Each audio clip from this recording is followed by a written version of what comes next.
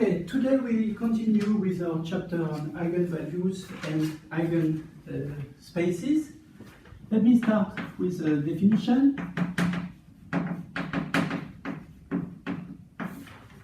So, definition, we consider A be a n times n matrix, and let S be a set of n vectors of R to the n such that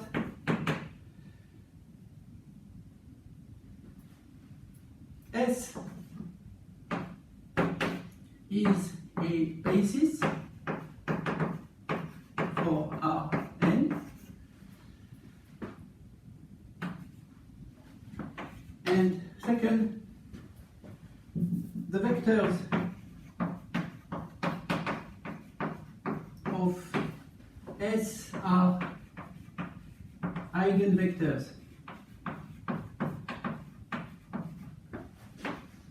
of A. Then S is called an eigenbasis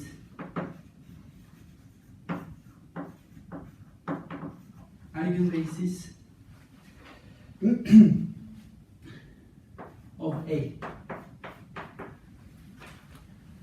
All right, so if we have a system of vector of R to the n, which is both, they are a basis for Rn, but they are also eigenvectors, then we will call this an eigenbasis. Now, we have the following second definition.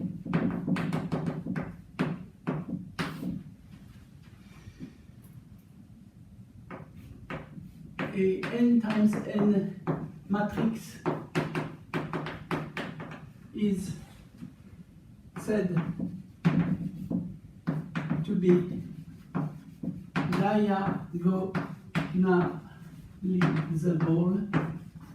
diagonalizable if there exists an invertible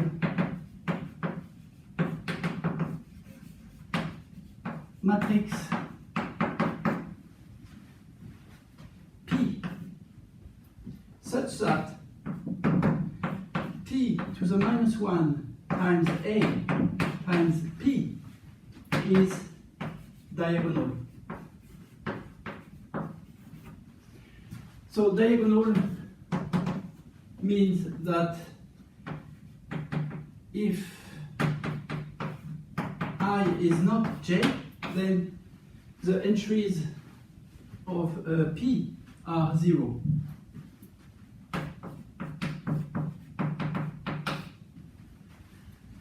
Okay. Now we have the following theorem to know when a matrix will be diagonalizable or not. Okay, so the theorem goes like this.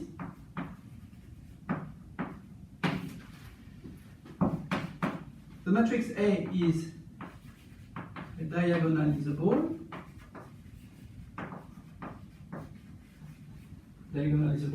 if and only if A has an eigenbasis.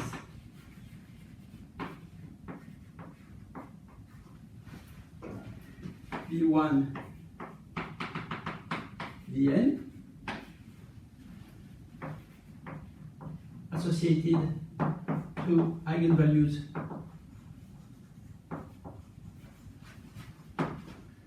lambda 1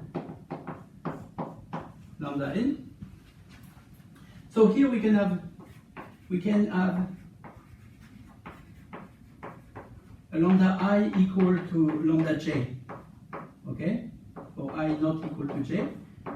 So as you can see, sometimes for the identity matrix, for example, we have only one eigenvalue, which is 1, okay? So you can have 1, 1, 1, 1, 1, okay?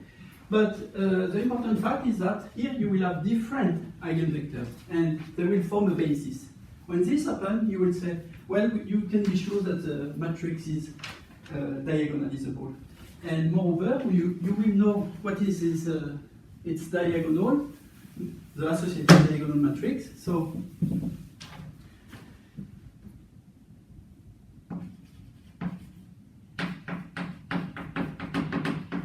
if you put P, the matrix whose column are the coordinates of V1, Vn, then P minus 1A P will be in fact the diagonal matrix lambda 1, lambda n, and here you only zeros. Okay, so yeah.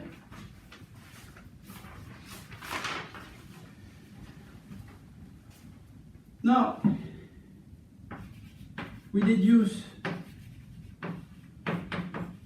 the following algorithm.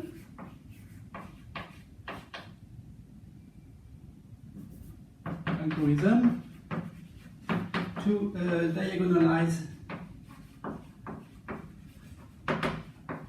a matrix when it's possible, of course. So it's not going to be always possible. Now, what is this algorithm?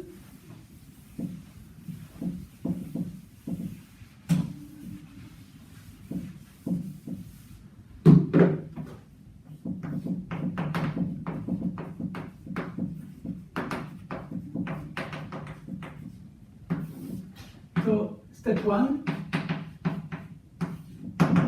what do? You find the eigenvalues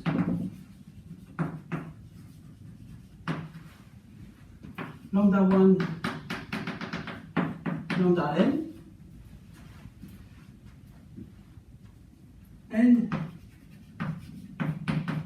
well, as we know, it might not be equal to the number of to the dimension n of the matrix. Okay, so it can be less, right? And the associated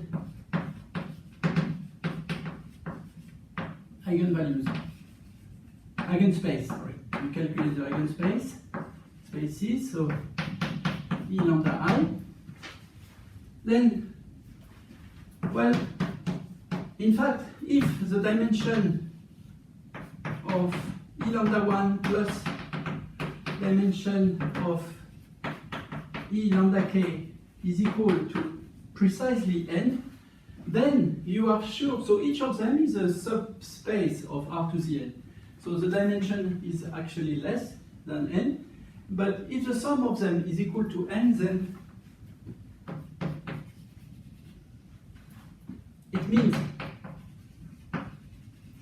that we can get an eigenbasis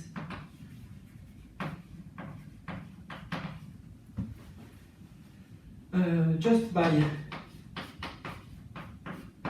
concatenation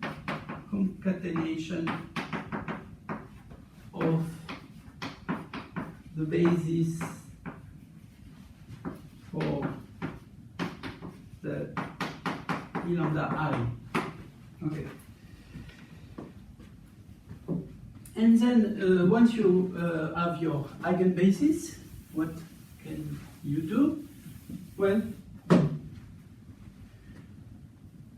step 2, you write P equal, so here you put your eigenbasis. So because it's a basis of R to the n, it means that you have necessarily n distinct vectors, right? A basis of a vector space of dimension n like r to the n, must have n vector. Okay? So you will have necessarily, when that happens, n distinct vector, and here you put the coordinate. Okay? And then you will have diagonalized your matrix because P minus 1A P will be the eigenvalues associated to V1, lambda 1, and eigenvalue associated to Vn, lambda n. And here you will have your zeros. Okay, so let me give you an example of that.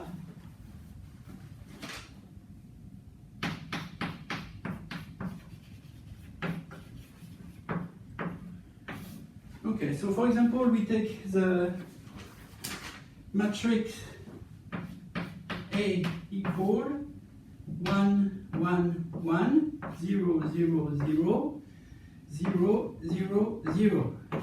Okay, let's have a look. So the good point of this matrix is that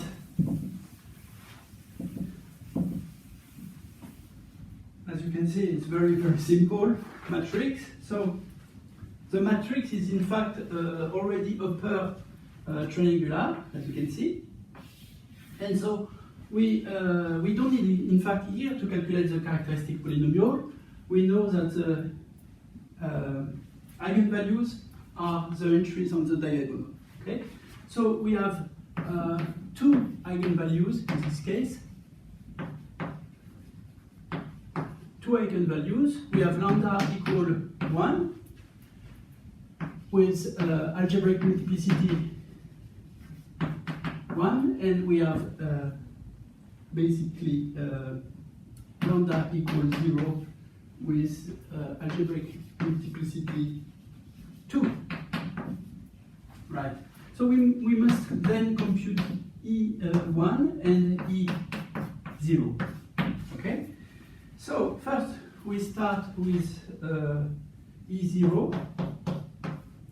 Now E0 is by definition the null space of the matrix A minus 0 times the identity. So in fact 0 times the identity will be the zero matrix. Therefore the null space of E0 is always the null space of your initial matrix A. So we are looking for the null space of this matrix.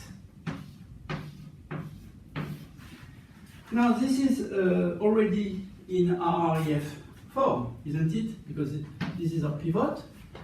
Okay, so how do we find the set of solution? Remember, we have we name some variable. So x is a pivot, and y and z are free.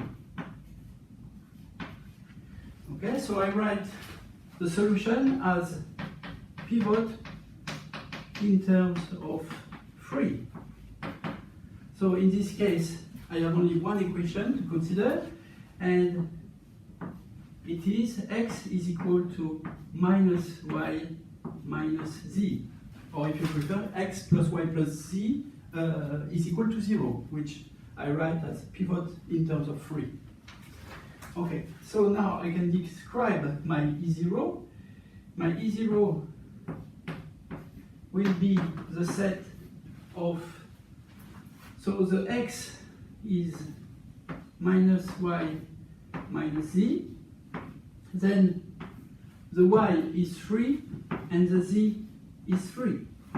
So here y and z belongs to R.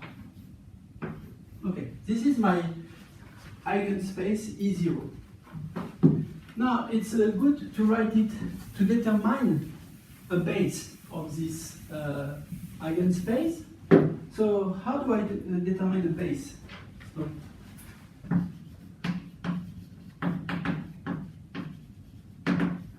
a basis for E0. Okay, so let's see. I'm going to decompose this. So this general set of solution is something like that: minus y, minus z, y, z. So I can write this in the following way.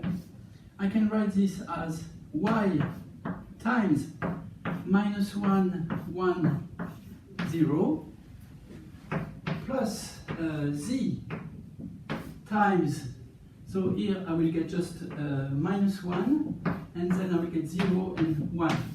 Okay? So here you see that two vectors are coming out, and these vectors will be a basis for my E0, basically if they are linearly independent, okay? Because I already know that they span. So basically, at this point, I already know that my my subspace E0 is spanned by these two vectors, right? By definition, an element here is spanned by these two vectors because the set of all possible linear combination of these two is exactly a vector of this form, okay? So I know that this set is a spanning set of E0. Now I just finished by checking that it is also a set of linearly independent vectors.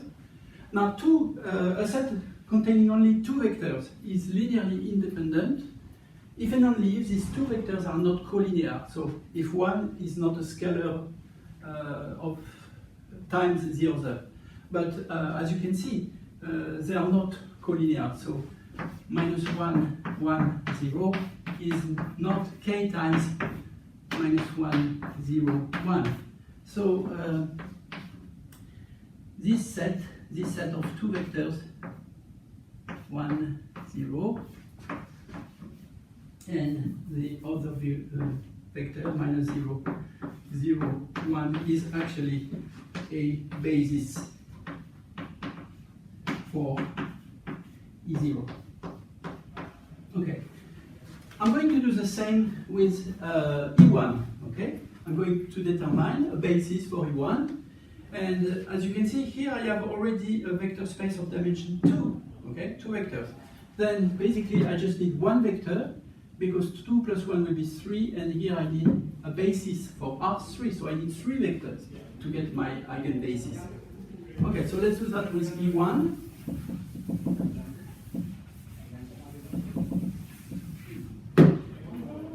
Okay, so E1, so by definition, you remember that E1 is the null space of 0, 1, 1, 0, so here I put minus 1 and then 0, and finally I have 0, 0, minus 1. Okay, so remember, you take your matrix A and you do minus lambda times the identity, and here lambda is equal to 1, so that's why you get this matrix. Now,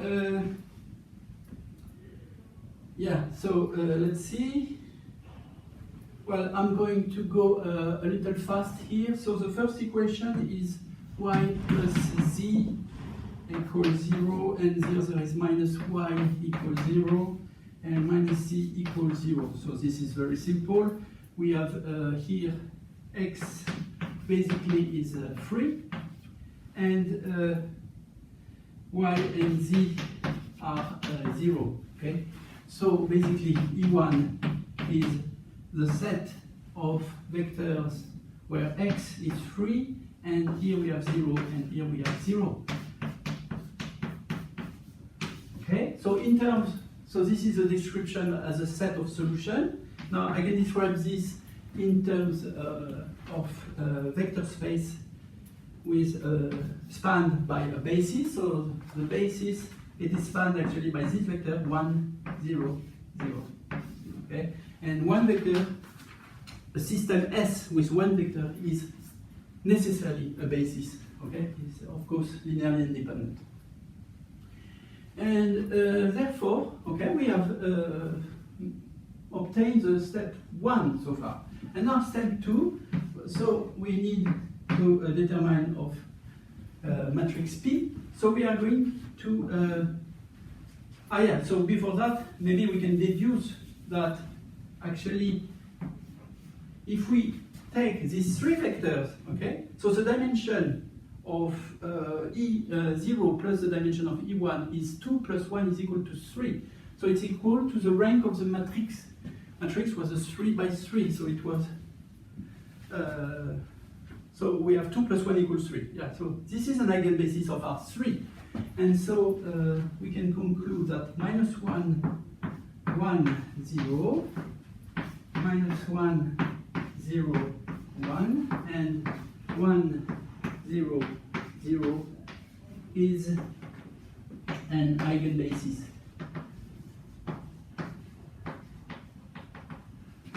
For A. Yeah, so now the step 2 is very easy.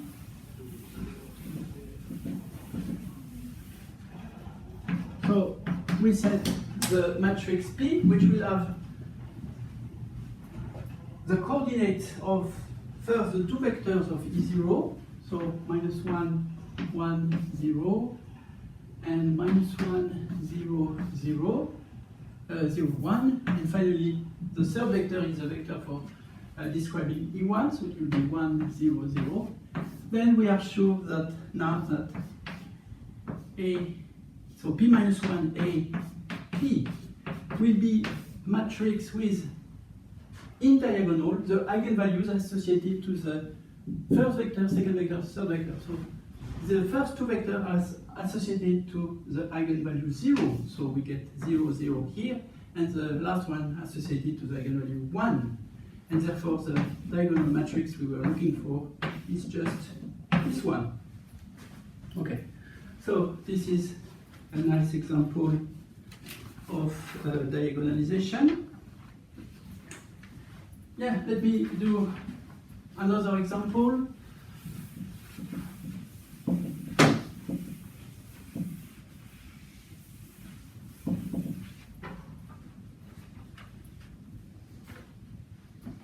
Okay, so in this case, we want to do the same.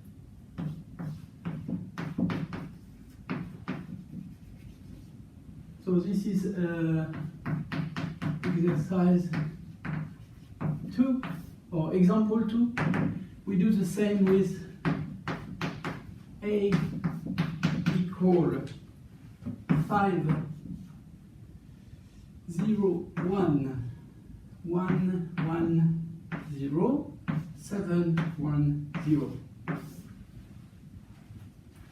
Okay. So, first of all, we calculate the eigenvalues. Okay? So the eigenvalues, they will be given by the characteristic polynomial. Okay? So this is the determinant of 5 minus x, 0, 1, 1, 1 minus x, 0, 7, 1, and minus x. Okay, so you calculate this, you find something like minus x to the 3 minus 6x squared plus 12x minus 8. And you deduce that this is something like minus x minus 2 to the power 3. Yeah, so a trick is that this is the determinant, right? The determinant. So you know that the matrix is invertible already. And yeah, most likely this is also the product of the eigenvalues, okay? So the 8 is the product of the eigenvalues. And therefore, you can try lambda equal 2 to see if it's, because 8 is 2 times 2 times 2, right? So it's natural to try, you try x equal 2 here, and then you will find easily that this is the only eigenvalues. Okay, so once you, but in general, of course, it's difficult to determine a root of a polynomial of degree 3. So please remember this trick. If you have a polynomial, you look at the constant term, and the constant term will be the product of the eigenvalues. Okay, it will be the product of the eigenvalues, and so anything that divides this number will be an eigenvalue. So here you just have 2. But it could be also minus 2. Okay, you have to try. Now we need to calculate E2, isn't it? So E2 is what? We need to calculate the null space. So by definition, E2 is the null space of your matrix A minus 2 times the identity. Okay, so here we want to calculate, in fact, the null space of the following matrix: 3, 0, 1, 1, minus 1, 0, and minus 7, 1, minus 2. Okay? So, how do we do that? Well, first of all, we will calculate the RREF form of this. So,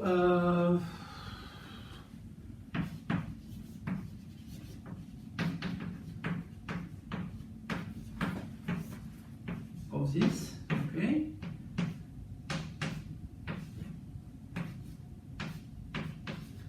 Now, how do we calculate the RREF? So remember, we apply the Gaussian algorithm.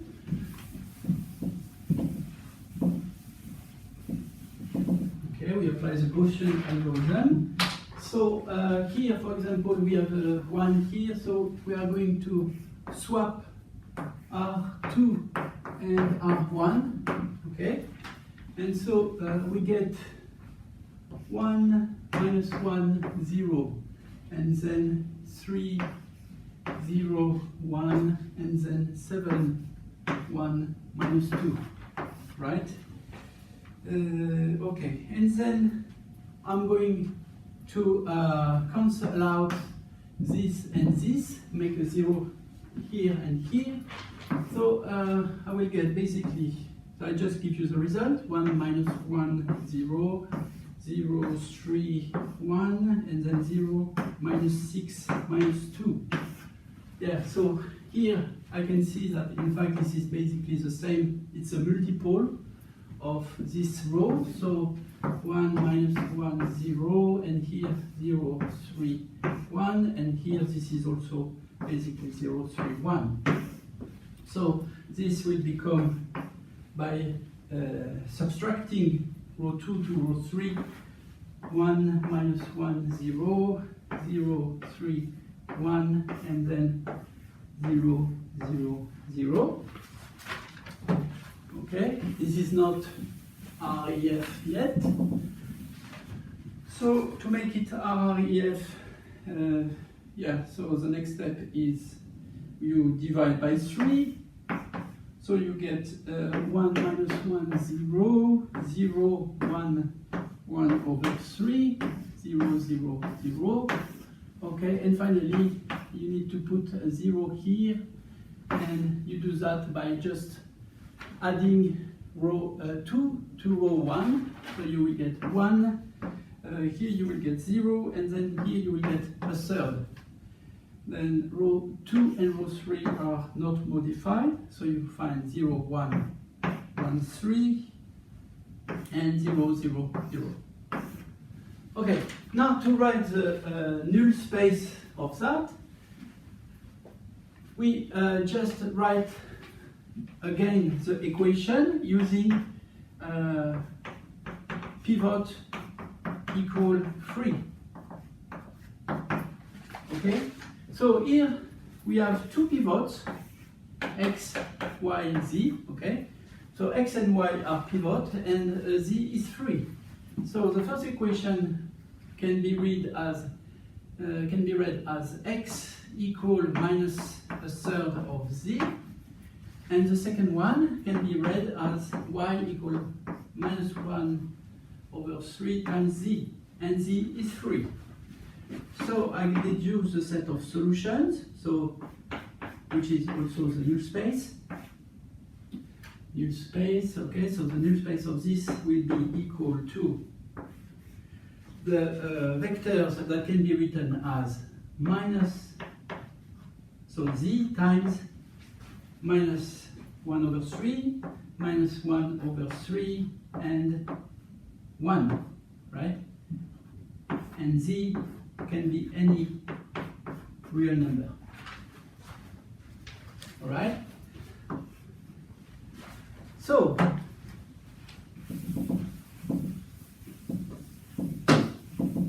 remember here I had only, I'm calculating E2, right? So E2 is the null space of this matrix, and this matrix has a solution like this. So basically E2 is spanned by only one vector. It's spanned by minus one third, and 1, okay? And you could also write that, or that it is spanned by, you put minus 1, and 3, just by multiplying by 3, okay? Now, we have dimension, so 3 is not equal to the sum of dimension of the eigenspace, because we have only one eigenspace. So we don't have 3 equal dimension of E2, because dimension of E2 is equal to 1, okay? So here, we already know that the matrix A is not diagonalizable.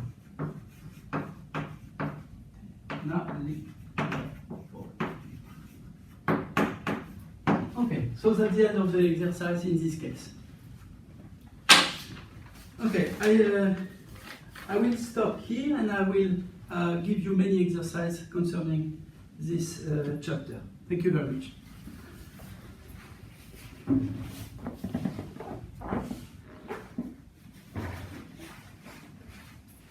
I would like to finish by one exercise concerning actually the previous chapter and about vector spaces. Okay, so in this exercise we are going to do the 1 and 2. First of all, we will find an equation of dependence between 3 vectors. So here it is understood that we are working in R3, isn't it? 3 vectors with 3 coordinates. And then we consider the subspace, which will be spanned by these 3 vectors. And we have to show that it is in fact equal to a set of vectors of R3 satisfying this equation. So let's see how you solve this kind of exercise. So first of all, we need to transform question 1 to understand what it means. So an equation of dependence, it will mean, what does it mean, find an equation of dependence? It means that in fact we are looking for some x, y, and z, okay, such that x times v1 plus y times v2 plus z times v3 will be equal to, in fact, the 0 vector and x, y, z is not the solution x equals 0, y equals 0, z equals 0. Okay, so this is dependence relation means that the system of the 3 vectors is not linearly independent. And not linearly independent means that you can find a linear combination of the 3 vectors such that the x, y, and z are not 0, 0, 0. Okay, so dependence relation or equation of dependence means is equivalent to the fact that V1, V2, V3 is not a linearly independent system. Okay, first of all, we notice that. Now, next, how do we find such x, y, z? Okay, well, we know that this amount to a system of linear equation. Okay, so we just need to do the augmented matrix with as vertical bar. After the vertical bar, we will have 0, 0, 0. So in fact, here we just need to find the null space. Okay, we just need to find some null space. And which null space? So basically, this amount here to find, we are looking for a solution, I mean a vector, a non-zero vector, non-zero,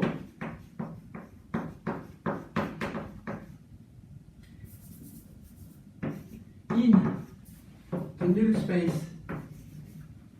of the matrix with in column the coordinates of V1, V2, V3. So this matrix.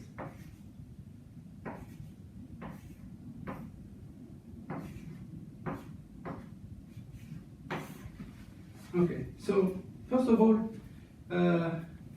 once we realize this, then we basically calculate the RREF. So calculate the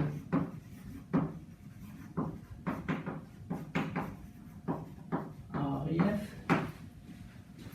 of this matrix. Now to do this,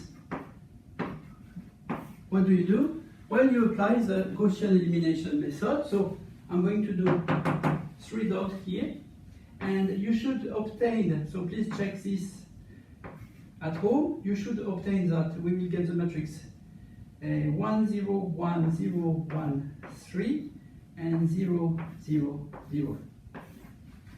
Okay, so as you can see, we have 2 pivots here, and on the same column we have only 0, so this is indeed RREF, okay? Yeah, let me keep the statement. So, next, what do? Well, we can write again the equations, okay? So, the equation, so here this is, let's give a name to the variable x, y, z, okay? So, we have x equal, this is a pivot, so x equal minus z, and here we have y equal minus 3z, right? And z is 3. Okay, so here we find that the null space is equal to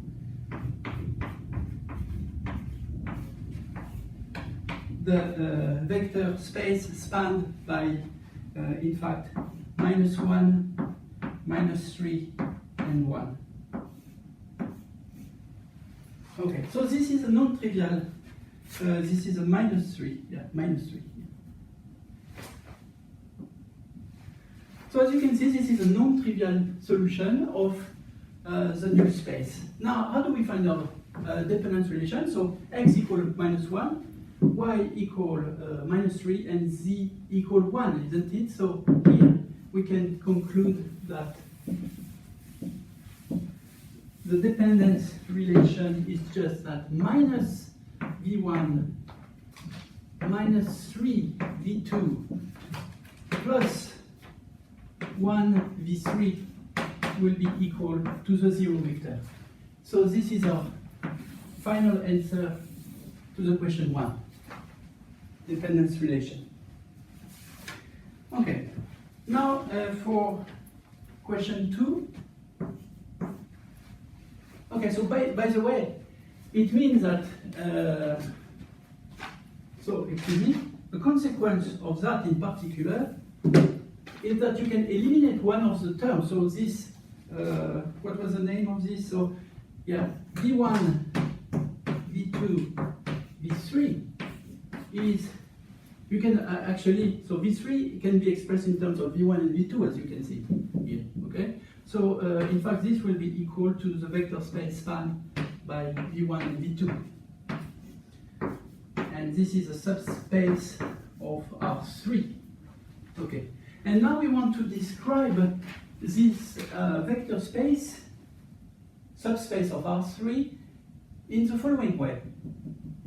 So, we want to show an equality with the set of x, y, z, such that we have the following equation: x plus 4y minus 2z equals 0. Okay, how do we do that? Well, we have to prove an equality, so we are going to prove in two steps. First, we will prove the following inclusion, okay, and then we will prove the inclusion in the other direction.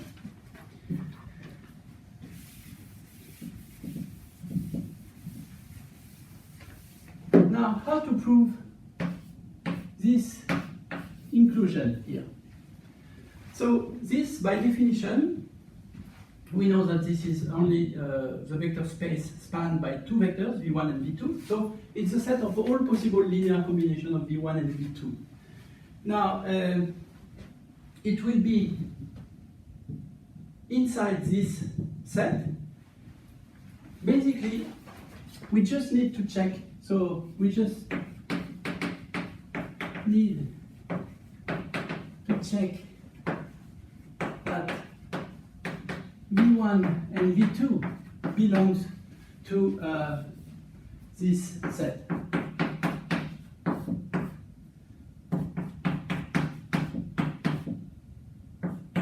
Minus 2z equals 0. Why is that? It's because any other vectors of the vector space spanned by v1, v2 is a linear combination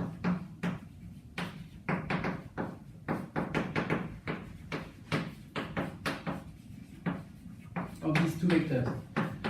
And so it will satisfy necessarily the same equation. Okay, how do we check that v1 and v2 are in this set? Well, it's very easy. The coordinate of v1, so the coordinate of v1, remember v1 was equal to 0, 1, 2, and v2 was with coordinate 2, 0, 1, okay? So you just check that the coordinate of this vector satisfies the equation. So here, if we check, we have 0 plus 4 times 1, minus 2 times 2 should be equal to 0, isn't it? And 4 minus 4 is equal to 0. This is true. So v1 belongs to this, and v2, so we have again 2 plus 4 times the second coordinate 0 minus 2 times the first one should be equal to 0, and we find again 2 minus 2 equals 0, so this is fine. Okay, so this is basically the end of this direction. So this vector space is a subset of this one. Now, in the other direction, so here we need to prove the following. So we need to prove that this set, x, y, z, satisfying the equation x plus 4y minus 2z equals 0, is inside this v1, v2, okay? This is this part of the demonstration. Now, how do we do that? So,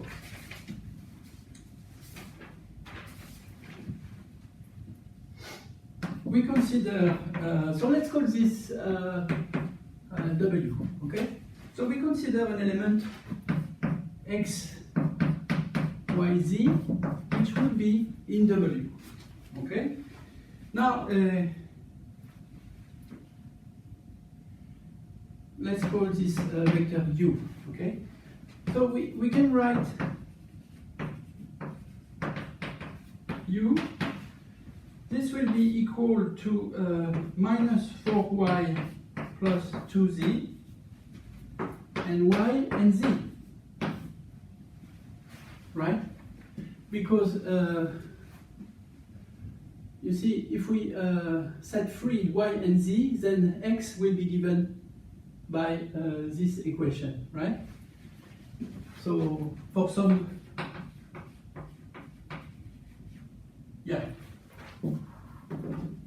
So just because they satisfy this equation. And now you can separate the variable y and z. So you can write this actually as y times minus 4, 1, 0 plus z times 2, 0, 1, right? But this is actually, so minus 4, 1, 0, okay, but this is just v2 actually, okay? So we want to write it as an element here, so as a linear combination of v1 and v2. And this is already an element of this, it's a linear combination of v2. So basically, we are reduced to show that minus 4, 1, 0 also belongs to the vector space spanned by v1, v2. So it should be a linear combination of v1, v2. Well, this is not difficult at all.